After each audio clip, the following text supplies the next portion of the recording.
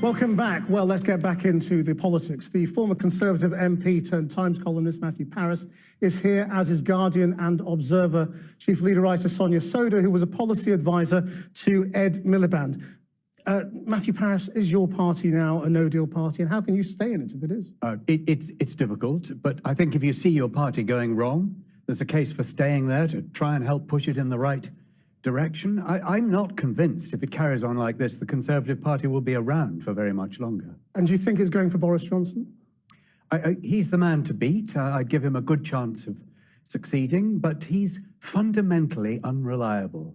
Ask Mrs. Zaharie Ratcliffe, for instance, still stewing in an Iranian jail. Ask the editor of The Times at the time who sacked him for dishonesty. Ask Michael Howard, who sacked him for not telling the truth about an affair that he was having. I'll ask Rory Stewart, who was told, apparently, a couple of weeks ago that Boris was anti-no-deal Brexit and then announced that he was pro-no-deal Brexit. He's fundamentally unreliable, and I think or hope the Parliamentary Party have the sense and the moral compass to realise that he's not the right man. And do you think the Lib Dems are as much a threat to the Conservatives now as the Brexit Party? Yes. A lot of people have been talking about how Labour votes went to the Lib Dems.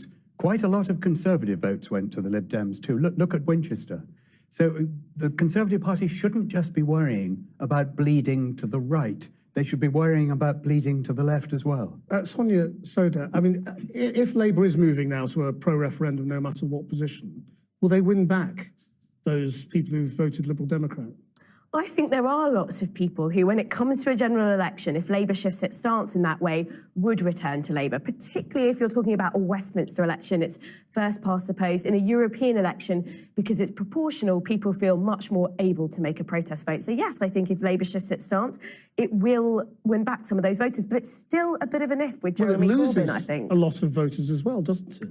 If you look at the votes in places like Bolsover, which have all gone to Brexit. Yeah, I think the tricky thing for Labour, so Labour's strategy to date has been prevarication, just sitting on the fence, trying to be all things to all voters. Last night showed that that just isn't working anymore, and that the problem for Labour is that in coming down more firmly, either as a soft Brexit party or as a Remain pro-referendum party, it will lose some votes, you're right.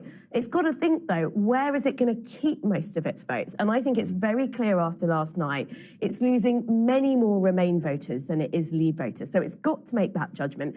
And it's not even just an electoral calculation. For the Labour Party, given its values, given it's a long-term sort of pro-European internationalist party, it's the right position to take as well. And I guess it's less likely now we're going to be looking at a general election in the near future, isn't it?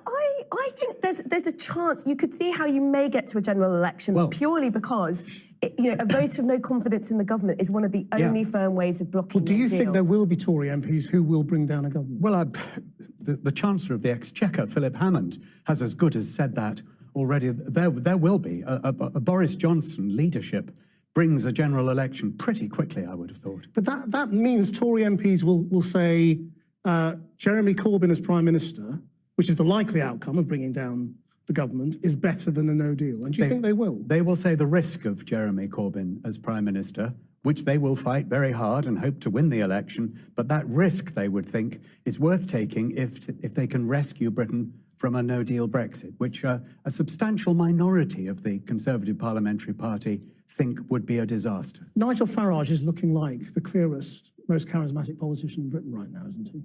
I mean, could we see him in power at some point in time? I don't think so. I think the Brexit Party is very much a protest vote. Like we'd never see Donald Trump? Like we'd never see Brexit?